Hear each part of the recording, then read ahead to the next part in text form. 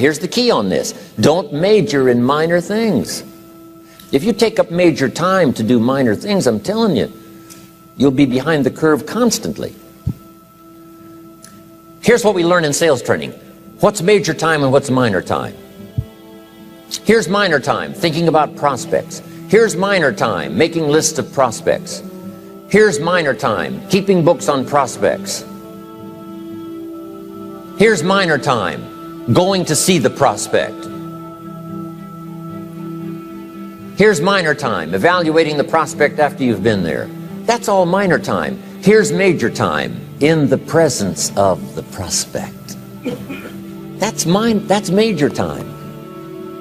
And if you took a look, if you're in sales and you took a look at a week, you'd say, my gosh, I'm spending 90% of my time on the minor stuff and so little time on the major stuff in the presence of. How many hours in the presence of in my day? How many hours in the presence of during my sales week? Because the time that really counts is in the presence of the prospect. Majors and minors. Here's another key time management essential. Don't mistake movement for achievement. It's easy to get faked out by being busy. Guy comes home at night all exhausted, falls in the chair and says, oh, I've been going. Here's the big question. Doing what? It's not the going. Some people are going, and they're doing figure eights. I mean, their progress is small. So don't mistake movement for achievement. Here's another one in sales we learned. Don't mistake courtesy for consent. If somebody's pleasant and they nod, you say, oh, they're going to buy. No, they're courteous. You can't mistake courtesy for consent.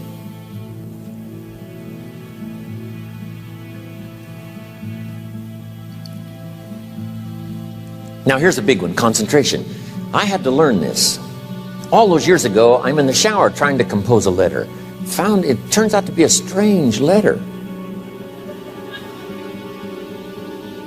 So here's what I learned to do. Save the work till you get to the office. Save the work till you get to the work. Don't try to get to the office on the way to work. On the way to work, enjoy the way. In the shower, enjoy the shower. Then go to work when you get to work. I found this to be helpful. Concentration. Here's another big one. Learn to say no.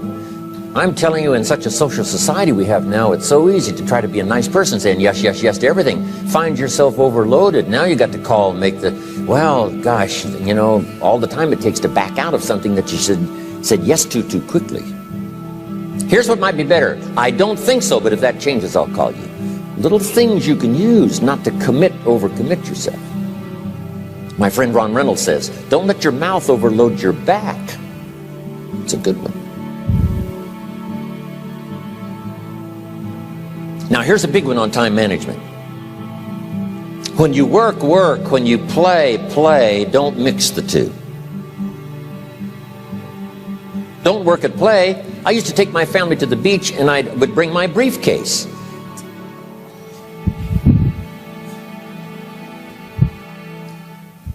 I learned not to do that. Or at the beach, I'm saying I should be at the office. Now my family's upset because I'm at the beach and I'm thinking office. Now when I'm at the office, I'm thinking what? I got to get my family to the beach. So things are not going too well at the office because I'm thinking beach, and things are not going too well at the beach because I'm thinking office. Here's what I learned to do. At the beach, be at the beach. At the office, be at the office. When you work. When you play. Don't mix the two. Don't work at play. Now here's one of the most important ones. Don't play at work. Work is too serious. You don't want the reputation of being the office joker. It's not a good one. Yes, there's time for some pleasant stories. Yes, there's time for a little humor. Yes, best if it's a happy office, of course. But I'm telling you got to be serious about work because you're parting with a piece of your life for the work you do. Your work costs you a piece of your life. Here's what it's called. Serious business. Not grim, not unhappy, but serious. Key. Don't play at work. The old expression, I don't think we use it anymore, horse around at the office. Play around, play jokes, play tricks. No place, not at the workplace. At the beach, yes. At the bar, yes. Somewhere else, not work. You've got to treat work with all due conservative passion, because it's leading you to your future. Here's another key phrase: all work is good. You may not like your job, but if it's the stepping stones to get you to where you want to go, you got to appreciate your job. You don't have to have a passion for your job. Here's the ultimate passion: a passion for incredible success in every department of my life. That's the passion. But don't look down on some menial job you have to do to finally get you to where you want to go. No job is menial. No job is not, every job is noble. Training life for pay, making a contribution to society. Next, analyze how you are. And if you have some weaknesses, if you doesn't seem like you can change, here's the key: get it covered.